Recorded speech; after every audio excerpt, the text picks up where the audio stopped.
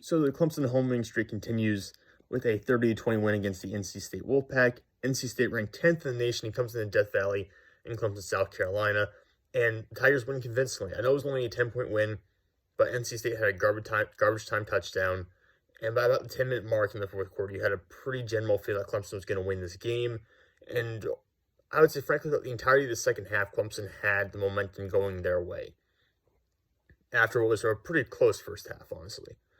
So Clemson comes out, puts together a convincing win against a top 10 team ranked in the nation. This is after beating Wake Forest in double overtime last week. The Tigers are starting to really feel momentum going in to the rest of their schedule now. And this is the meat of their schedule at this point. They've already played two teams that I would have put stars next to at the start of the season, where I would have been a little worried how they would perform against these squads and if they could hold up against them. Because obviously they start off soft. Georgia Tech, Furman, Louisiana Tech, you're not really worried about any of those programs. Wake Forest, like I said last weekend, overtime win. NC State, pretty convincing win. Now you get Boston College, who actually won this week against Louisville, but overall it's not been that good this year.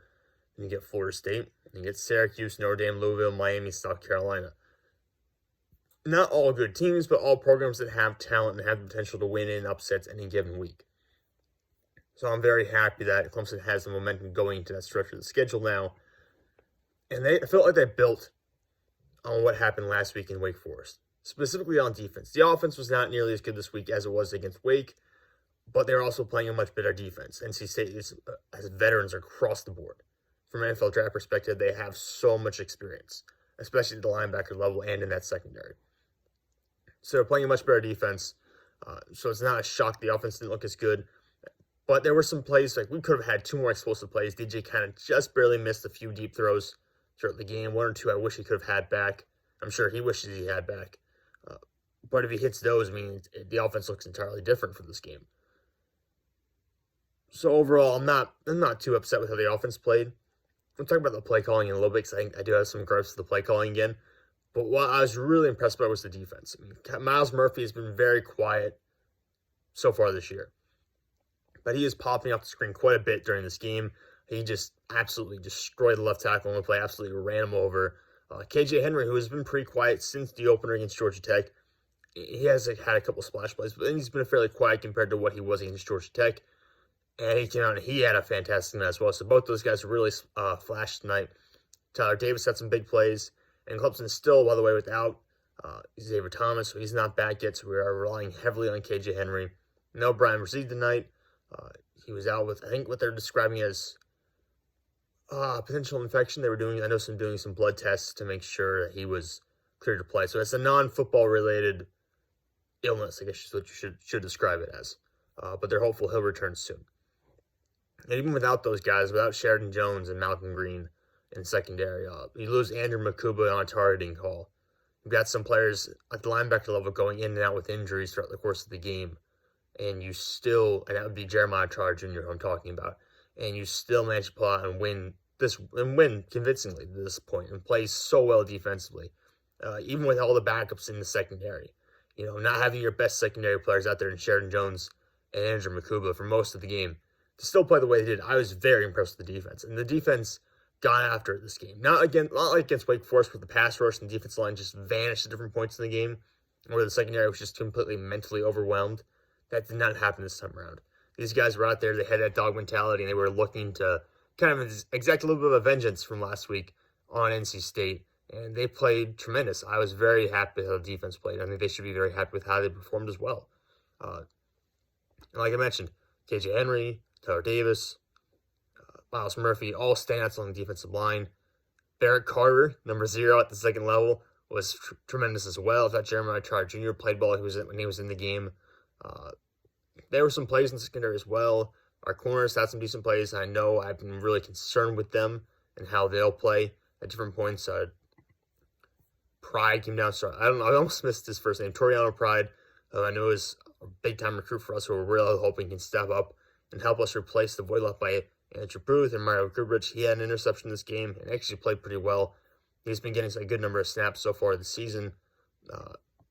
And I felt like some of our guys who really struggled last week played a lot better and played with a little bit of swag this game. So I'm very happy with how the defense performed. I don't think we could have asked for anything more from them. Going to the offense. The play calling is mainly my biggest concern with the offense after this game.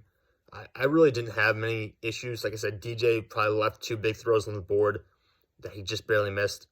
Give those back, and it's a pretty perfect night for him. He did have some bad throws as well. Maybe could have been intercepted, but we're talking about maybe 3 throws. And again, 3 throws can change the total outcome of a game, but really, in the big scheme of things, not a bad night for DJ at all.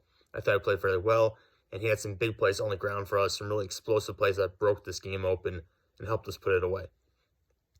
Will Shipley had some big plays as well, so did Phil Maffa. Kobe Pace continues to kind of be worked out of the rotation. It seems like he's going to get fewer and fewer touches, and he's one of the older backs of the 3 that we use quite often. So I think his role might continue to decrease considering his age. We're not really developing him for the future. So we'll see what goes on with the backfield in terms of the carries and how they're distributed. Jake Briggenstool, I am very happy to see him getting more involved with the offense. Same with Antonio Williams. These are 2 younger players. Briggenstool is like 6'6". He's a tight end, but he looks a lot like a big receiver right now. He hasn't put on necessarily the bulk to be like a blocking tight end, but he's so big and so tall that it's just easy to throw it up to him and allow him to just outplay smaller defense backs. Antonio Williams is one of the few receivers on our roster who can currently create a lot of separation. Guys like Ngata and AJ Williams can't really do that. So Antonio Williams being able to do that and be able to play kind of the Amari Rodgers role has been a real asset for us. So I'm glad to see he's gotten involved heavily as well as we go on throughout the season, because we absolutely need him to be one of those guys and probably the second go-to in this offense behind Bo Collins as a receiver going forward. The offensive line played fairly well. There were some issues up front, but nothing really to write home about, nothing too terrible. Considering where we thought this offensive line was going to be and compared to where it is right now, I'm very happy with it. I just hope all the guys who got hurt up front or got dinged up throughout the course of the game will be all right. The play calling. On second down, there were a number of times tonight. On second down, we're running up the middle, or it's a QB draw, or it's just turning around, handing off to Will Shipley, running up the middle. When NC State's lining up both their linebackers in the gaps and just firing away. And we're running essentially into the pressure and just taking either a 1-yard gain or losing 2 yards. I absolutely hated some of our second down play calling in this game. It was just so stupid. I mean, at that point, they're better off just throwing an incomplete pass because you don't gain any yards, you don't lose any yards. We were losing yards more often than not in those run plays in the second half. And specifically, we were running those on second down. And it blows my mind because that's been an issue. I talked about it last week in Wake Forest where you're running up the gut when you're having trouble running up the middle. I don't know why we consistently do that, especially when we know NC State. If you even look, you can see both the linebackers are pushing forward. They're both indicating a potential blitz, or they're going to come downhill and run support. And frankly, both of the NC State linebackers, the inside linebackers, are better in run support anyways than they are in pass coverage. So why are we running both right at them? And Corey Durden's a pretty good player in the middle for them as well. So I don't really understand the play calling, the philosophy there. Maybe this idea is we'll just keep hammering them, but all we need is to get into a game like we did against Wake Forest, and just if we get so stuck on that stupid idea of just running up the middle like that, or making DJ do a QB run like that on a second down situation, just throw the damn ball, or even do run play action. Throw the ball in the middle of the field, fake a handoff, have someone come over the middle of the field to the area that the linebackers are vacating when they're coming downhill to stop the run. See if you can draw the linebackers forward and throw into the space they're vacating, and that opens opportunities for Yak over the middle of the field. Do something like that. Just don't run into a loaded box consistently and expect there to be an opening, because there weren't tonight, especially in the second half. But again, if that's my biggest complaint for the game, it means we played pretty damn well. So I'm very happy with tonight. I don't think I could be happier, honestly, after what I was possibly expecting going into this game, after what NC State did to us last year at NC State. To continue our winning streak at home, it's a very good night to be a Clemson Tiger.